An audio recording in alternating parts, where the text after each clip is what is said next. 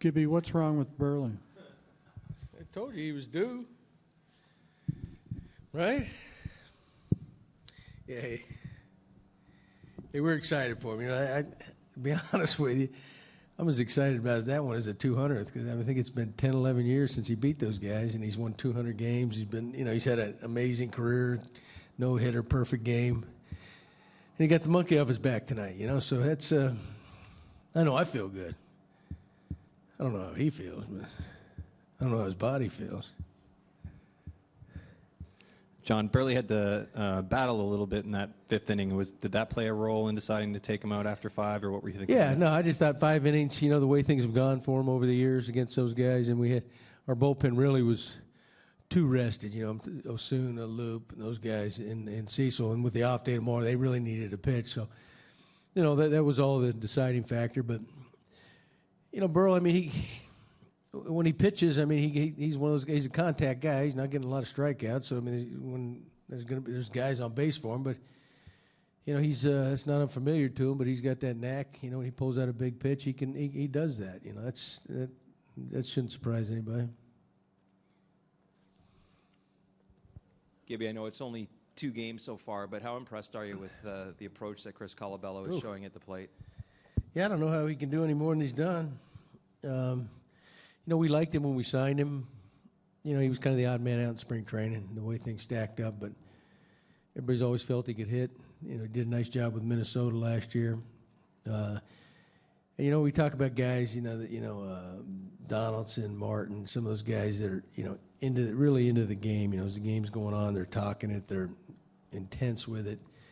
Chris is one of those kind of guys too. You hear him, he's a winner. I'll put it that way.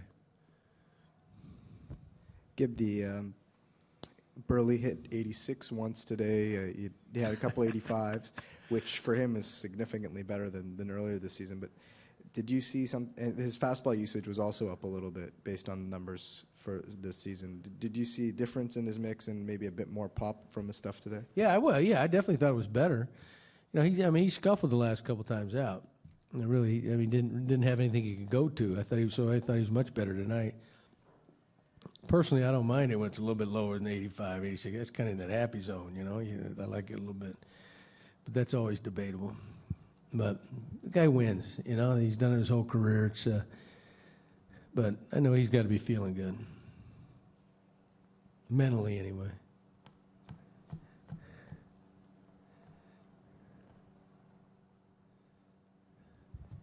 Did he fight you on it at all? Did he want to go back out? No, one thing Buehrle never does, he never fights you on anything. He's a stand-up guy, and I'm, over the last couple of years, I've been with him 2+ years now.